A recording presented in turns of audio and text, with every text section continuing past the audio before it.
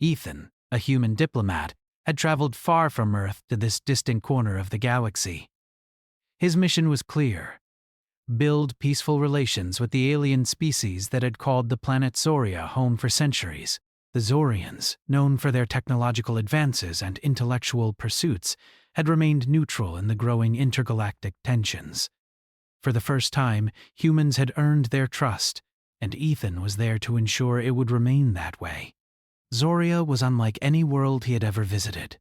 The air shimmered with a soft violet hue, and the landscape stretched out in vast rolling plains. Towering spires made of a material Ethan couldn't identify rose high into the sky, and the city where he would spend the next few weeks was a marvel of alien design. But what really set Zoria apart was its people.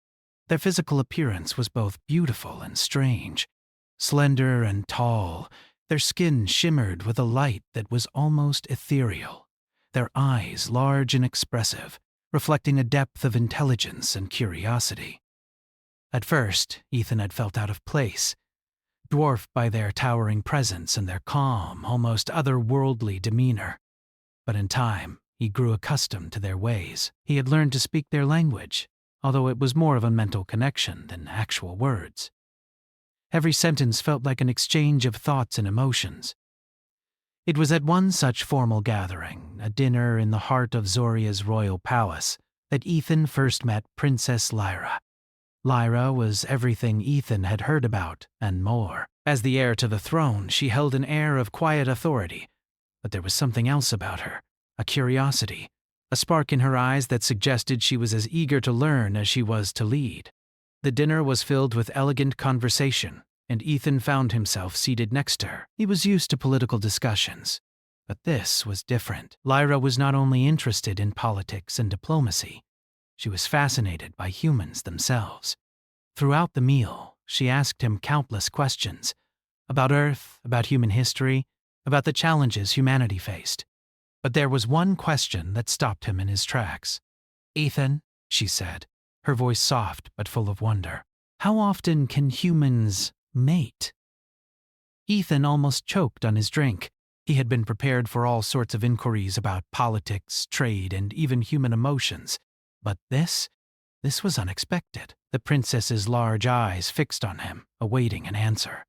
It wasn't curiosity about reproduction in the scientific sense. No, Lyra's question was personal, as though she was trying to understand something much deeper about humans. Ethan hesitated.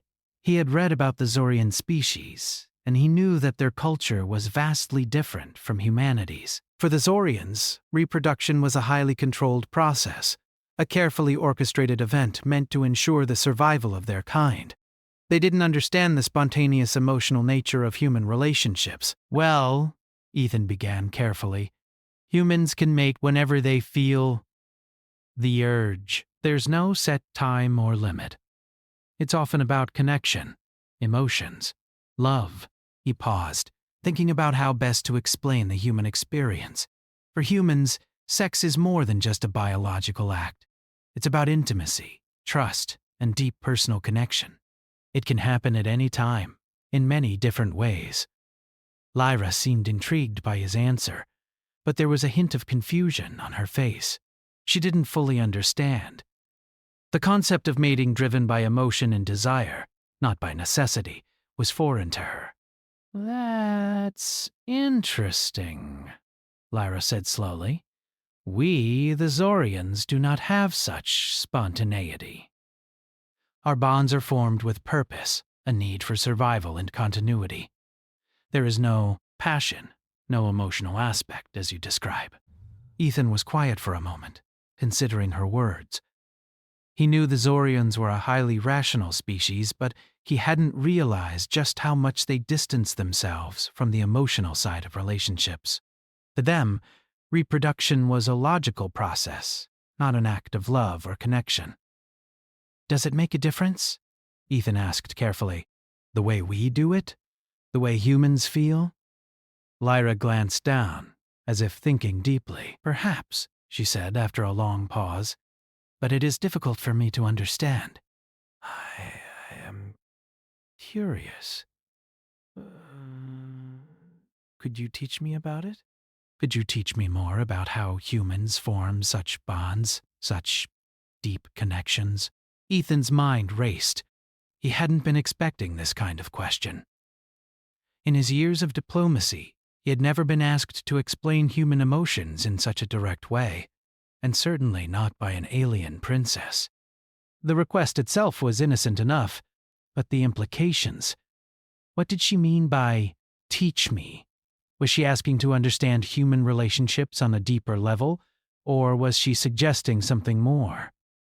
The conversation shifted, as it often did during diplomatic exchanges, but there was a lingering feeling in the air. Lyra's curiosity wasn't just about human biology. It was about what made humans tick. She wanted to understand the heart of what it meant to be human. And Ethan, despite his own reservations, found himself intrigued by her interest. They spent the rest of the dinner discussing other topics: intergalactic trade, Zorian technology, and the peaceful goals of the human mission. But Ethan couldn't shake the feeling that something had shifted. Lyra had seen something in him that others had not, a bridge between their two worlds. Later that evening, as Ethan stood on the balcony of his quarters gazing out over the vast Zorian landscape, he couldn't help but wonder what the future held. Lyra was no ordinary princess. Her curiosity was not only about human customs, it was about human emotions, desires, and passions. For the first time, Ethan realized that his mission on Zoria wasn't just about diplomacy. It was about something far deeper. And Lyra's question, how often humans can mate, was just the beginning. The next few days were a blur of official meetings, diplomatic speeches, and tours of Zoria's vast cities. Despite the endless schedule, Ethan found his thoughts drifting back to Lyra and their conversation at the dinner. Her question had lingered in his mind. How often do humans mate? It was a question that had been simple, yet complex in its own way, one that revealed just how different their cultures truly were. The princess seemed to take an unusual interest in Ethan. After the dinner, she began inviting him to more private discussions about human customs. At first, it was small talk, how humans celebrated holidays, how they communicated, what they thought about art and beauty. But as the days went on, her questions grew deeper. One afternoon, while Ethan was in the palace gardens, Lyra approached him. Her silver dress shimmered in the sunlight. As she walked toward him, her long hair flowing like a wave behind her. There was something graceful about her movements, a fluidity that spoke of elegance and strength. "Good afternoon, Ethan," she said, her voice soft but firm. "I have been thinking a lot about what you said, about how human relationships are formed." Ethan smiled politely. "I'm glad to hear that. I know it's not easy to understand our customs. We're quite different from your people." Lyra nodded, her eyes thoughtful. "Yes, it's strange. Where I come from, relationships are based on duty, on the needs of our people. Love is not something that happens naturally, but something that is arranged. Reproduction, too, is something we plan for, in a way that ensures the survival of our species." She paused, as if gathering her thoughts. "But what you spoke of, it feels different." I want to understand it better. Ethan's heart raced a little. He had not expected Lyra to be so open, so willing to explore such personal topics.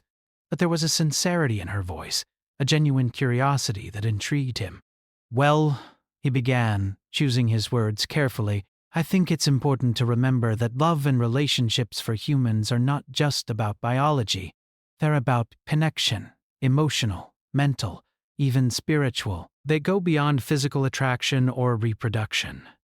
When humans choose to be together, it's often because they share something deeper." Lyra seemed to absorb his words, her expression thoughtful. "And how do you know when you have that deeper connection? How do you know when someone truly loves you?" It was a question that caught Ethan off guard. He had never really thought about it before. Love was a feeling, something that came naturally, something humans just knew. It was hard to explain, but he tried his best. It's different for everyone, he said slowly. For some, it's a feeling of security. For others, it's the way they feel when they are with someone. Happy, complete, and at peace.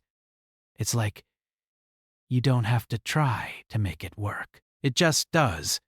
You know you love someone when you care more about their happiness than your own.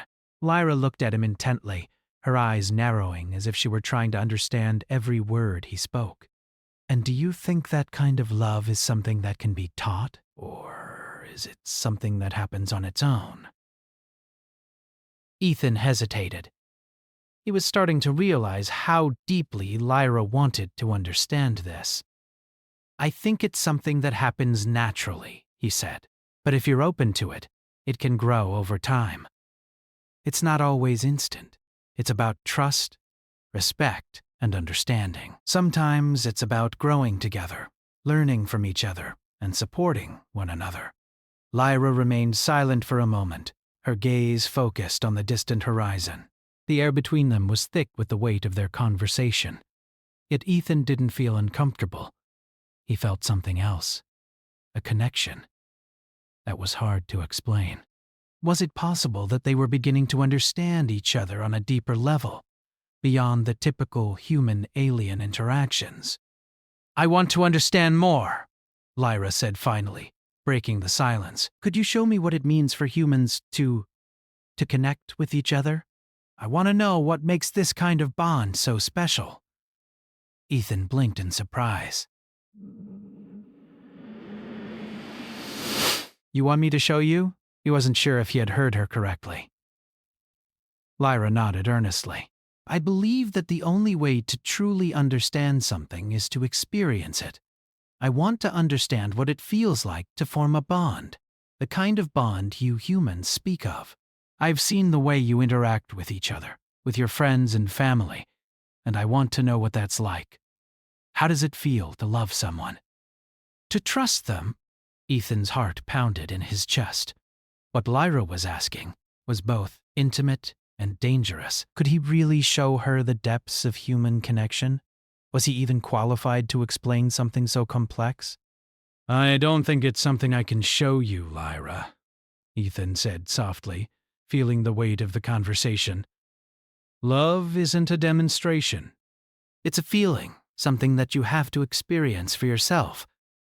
But if you want to understand it, you'll need to be open to it. You need to let your emotions guide you, not your logic. Lyra was quiet for a long time, her eyes never leaving him. Finally, she spoke. I am open to it. I want to learn, Ethan. I want to know how humans can experience such depth in their relationships. Ethan didn't know what to say. The princess was so earnest, so sincere in her desire to understand. But he also couldn't shake the feeling that there was something more to this, something beyond mere curiosity. Maybe we can start with something small, he suggested, trying to keep things light. I'll teach you about human gestures of affection. We can start with something simple, like hugging or holding hands. Just small steps, nothing too overwhelming. Lyra's eyes sparkled with interest. I would like that very much, Ethan. For the next few days, they continued their conversations, and Lyra seemed more eager than ever to learn about human connections. She asked Ethan about everything, from the way humans express love through touch to the different ways people show affection in relationships. She even asked about the simple gestures, like a smile or a touch on the arm, that communicated care and understanding. But it was clear that Lyra's interest was growing beyond mere curiosity. Ethan could see it in the way she looked at him, how her gaze lingered a little longer than usual, how her voice softened when she spoke. There was a shift happening, something that neither of them could ignore. One evening, as they walked through the palace gardens once more, Lyra turned to Ethan with a serious expression on her face. Ethan, she began softly, I want to thank you for teaching me about these human connections. I never imagined that something so simple could hold so much meaning. Ethan smiled, but he didn't respond. He wasn't sure how to react. What did Lyra mean by simple? Was she starting to see the world in a different way? One that included emotions and bonds? Maybe, she continued, her voice tinged with a vulnerability Ethan hadn't heard before. There's more to these feelings than I thought. Maybe it's not just about logic. Maybe love. Maybe love can be something deeper. For a brief moment, their eyes met, and Ethan felt an unspoken connection form between them. It was a quiet, delicate bond, but it was there. And just like that, their journey into the complexities of love, trust, and connection had only just begun. The days on Zoria were beginning to blend together. Ethan had grown accustomed to the rhythm of palace life, with its endless meetings and diplomatic events. Yet, amidst the formalities, his thoughts often returned to Lyra. Their conversations had moved beyond the surface-level topics of diplomacy and culture. They now delved into the deeper, more personal aspects of life, of emotions, connection, and the complexity of human relationships. And with each passing day, Lyra's curiosity seemed to grow stronger, her questions more direct, more probing. Ethan wasn't sure what to make of it. Part of him was still the diplomat, ever cautious, always aware of the delicate balance he had to maintain in his mission. But another part of him, one he hadn't expected, was becoming more and more drawn to Lyra, not just as a princess. She was intelligent, insightful, and more than anything, she was genuinely trying to understand him, to understand humanity. One evening, as they sat together in the palace's grand library, Lyra turned to him with that familiar intensity in her eyes. Ethan had grown used to the way she looked at him, like she was seeing straight through him, into the very core of who he was. "Ethan," she said, her voice soft but firm, "I think I'm starting to understand what you mean when you talk about human emotions, but there's something else I want to know. Something more personal." Ethan felt his heart rate quicken. He wasn't sure where this conversation was headed, but he knew it was going to be important. "What do you want to know?" he asked, his voice steady, though his thoughts were racing. Lyra hesitated, her fingers lightly tracing the edge of a book on the table in front of them. "I want to understand how humans love, not just the bond, but the depth of it. How does it feel to truly be loved by someone, to know that they care for you in a way that goes beyond just friendship or duty?" Ethan was quiet for a long moment, considering her words. It was a question he hadn't been prepared for. He had always known love in its simplest form, but to explain it, to put it into words that someone from another species could understand, felt almost impossible. "It's different for everyone," he began slowly. "For some people, it's a sense of peace. When you're with someone who loves you, you feel like you can be yourself completely. There's no fear of judgment, no need to pretend. You can just be who you are, and they accept you." Lyra listened intently, her eyes never leaving his face. "And how do you know when you've found that? How do you know when someone truly loves you?" Ethan thought about it. Love wasn't something that could be measured or calculated. It wasn't something you could pinpoint with precision.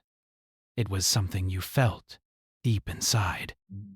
"You just know," he said simply. "It's a feeling that grows over time.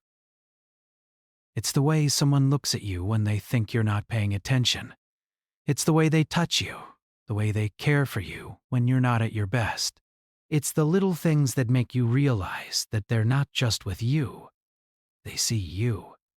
And when you find that, when you find someone who sees you for who you really are, you know that they love you." Lyra was quiet for a moment, absorbing his words.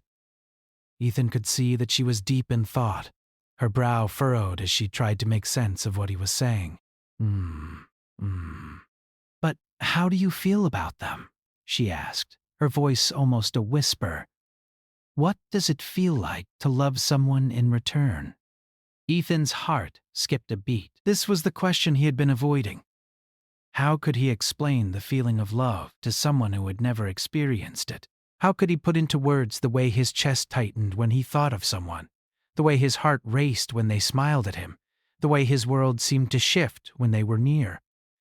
"It's like being complete," he said, the words coming slowly, like a part of you that was always missing is suddenly there. You feel, full, happy. Safe. And even when things are difficult, when life isn't perfect, love makes everything feel worth it. Lyra nodded, her expression serious. "I see." She paused for a moment before speaking again. "But what happens when love is lost? What does it feel like when you lose someone you love?" The question hit Ethan harder than he expected.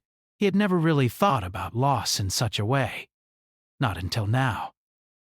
He had never been in a relationship where love had faded or disappeared, but he had seen the way people reacted to heartbreak, the way they shut down, the way their world seemed to crumble. "It hurts," he said quietly. "When you lose someone you love, it feels like part of you is gone, like you're walking through life, but something is missing.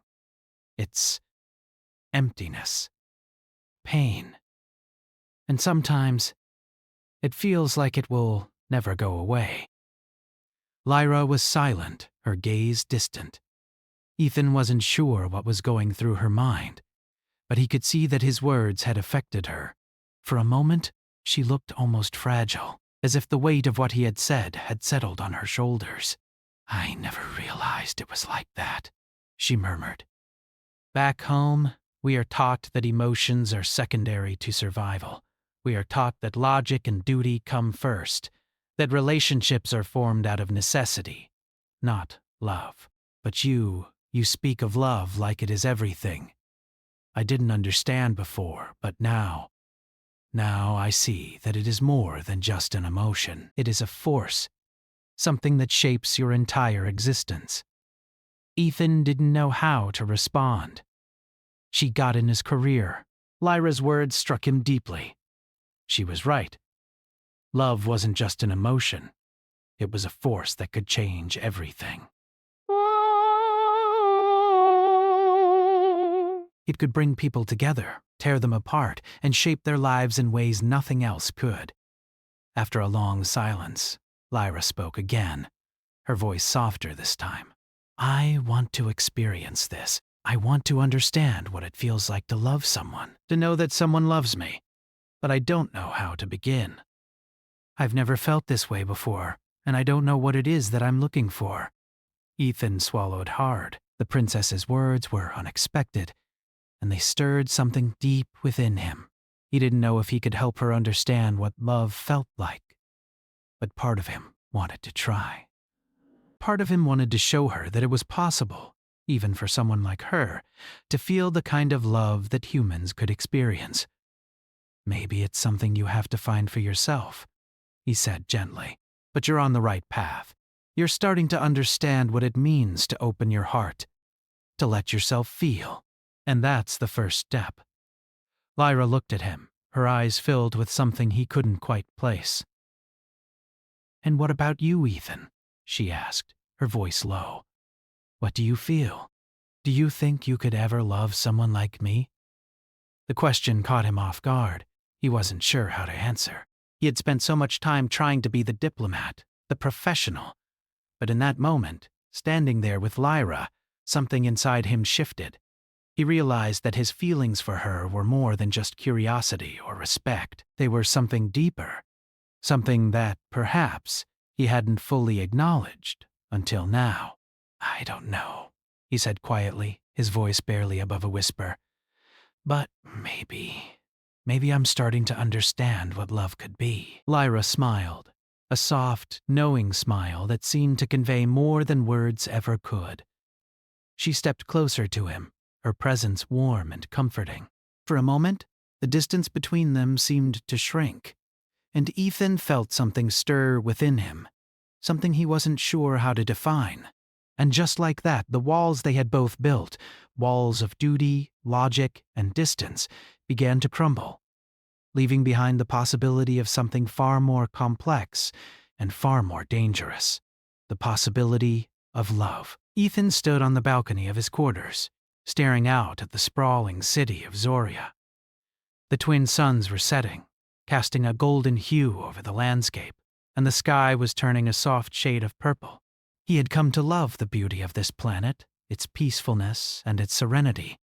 But recently, his thoughts had become clouded, not by the beauty of the planet or the weight of his diplomatic mission, but by the princess. Lyra's presence had been on his mind constantly.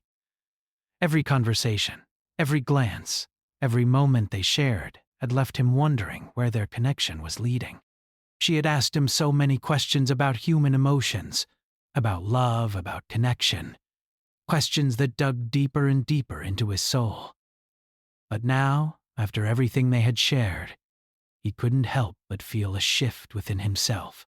What had started as a diplomatic relationship had evolved into something more, something personal, something he hadn't expected. He ran a hand through his hair, trying to clear his thoughts. He couldn't afford to let his emotions get the better of him, not while the future of humanity's relationship with Zoria was at stake. But when he thought of Lyra, of the way she had come to understand human love, of the way she had opened up to him, it was hard to focus on anything else. The soft sound of footsteps behind him broke his reverie. He turned to see Lyra standing at the doorway, her silver dress flowing around her as she stepped into the room. Her expression was serene, but there was a quiet intensity in her eyes that he couldn't ignore. "Ethan," she said softly, her voice carrying the weight of everything unspoken. "Can we talk?" He nodded, his heart beating faster. "Of course, Lyra. What's on your mind?" She took a step closer, her gaze not leaving his. "I've been thinking a lot about everything we've talked about human relationships, about love, about what it means to truly connect with someone. And I've realized something." She paused for a moment, as if weighing her words carefully. "I don't just want to understand these things. I want to experience them. But more than that, Ethan, I want to experience them with you." The words hit Ethan like a sudden shock. He wasn't prepared for this. He had known, deep down, that Lyra's feelings for him were growing stronger, but hearing her say it out loud was a different matter entirely. It was as if the weight of her emotions, everything she had been feeling, was suddenly laid bare between them. He swallowed hard, trying to gather his thoughts. "Lyra, She raised a hand, silencing him. "I know what you're going to say."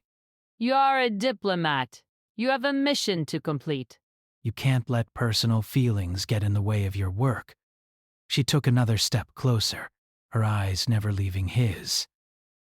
"But that's the thing, Ethan. For me, this is personal. It always has been. And I don't want to let this moment slip away because of duty or fear or logic. I want to know what it's like to truly connect with you. I want to explore this thing between us, whatever it is." Ethan's heart pounded in his chest. The thought of giving in to the feelings he had tried so hard to ignore was terrifying. His role as a diplomat had always come first. He had always been careful, always keeping a certain distance from others, never allowing his emotions to cloud his judgment. But standing here, looking at Lyra, he realized that keeping that distance was becoming increasingly impossible. "Lyra, I care about you," he said, his voice low and filled with emotion. "I care about you more than I ever expected. But this is complicated. We come from different worlds, different cultures. Our lives, our priorities, they're not the same. And I'm afraid that if we let this go any further, it will change everything. I don't know if I can handle that. I don't know if we can handle that." Lyra's expression softened, but there was a hint of sadness in her eyes. "I understand, Ethan. I know that this is a risk, but isn't it worth the chance? Haven't we already crossed a line? Haven't we already let our hearts be drawn to each other, despite all the differences between us?" She reached out and gently touched his arm, the simple gesture sending a wave of warmth through him. He had never felt anything like it before, like their connection was so much more than just two people from different species talking about love. It was something deeper, something raw and real. Ethan closed his eyes, taking a deep breath. He knew what he wanted, what he felt in his heart, but the rational part of him, his duty, his mission, kept trying to pull him back. He didn't know how to reconcile the two. He didn't know how to merge his feelings for Lyra with his responsibilities as a diplomat. "I don't want to hurt you, Lyra," he said quietly. "I don't want to risk everything we've worked for." But, I also don't want to let go of what's growing between us. I'm torn, and I don't know what to do. Lyra's eyes softened, and she took a step closer, standing right in front of him now. "Then don't do anything," she whispered. "Just feel. Just let yourself feel what's happening between us. You don't have to make a decision right now. Just let this moment be what it is." Ethan looked at her, his chest tight with emotion. He had spent so much time trying to stay in control, trying to keep everything logical and structured. But now, standing here with Lyra, he realized that he had never truly allowed himself to feel anything this deeply before. He had never allowed himself to just be with someone, to experience connection and love, without the constant pressure of duty hanging over him. For a moment, neither of them spoke. They just stood there, letting the silence envelop them. And in that silence, something shifted. Ethan's walls began to crumble, the ones he had spent so much time building to protect himself, to protect his heart. He realized that no matter what happened next, this moment, this connection with Lyra, was real. It was something he couldn't deny, no matter how hard he tried. Slowly, carefully, he reached out and took her hand in his. It was a simple gesture, but in that moment, it meant everything. Lyra's fingers intertwined with his, and for the first time since arriving on Zoria, Ethan felt a sense of peace. He didn't know what the future held. He didn't know what the consequences of this relationship would be. But in that moment, none of that mattered. "I don't know where this will go, Lyra," he said softly, his voice filled with uncertainty, but also with hope. "But I'm willing to find out." Lyra's face lit up with a smile, and for the first time Ethan saw a glimpse of the woman behind the princess. The woman who had opened her heart, who had allowed herself to feel something she never thought possible. "Then let's find out together," she said, her voice warm and full of promise. And in that moment Ethan realized that love, no matter how complicated, was worth the risk. They didn't know what the future held, but they knew they wanted to face it together. It was the beginning of something new, something uncharted, but it was also the beginning of something that felt real. As they stood together on the balcony, hand in hand, the twin suns dipped below the horizon, and the world seemed to hold its breath. The future was uncertain, but for the first time in a long time, Ethan felt that it was full of possibility. And that was enough.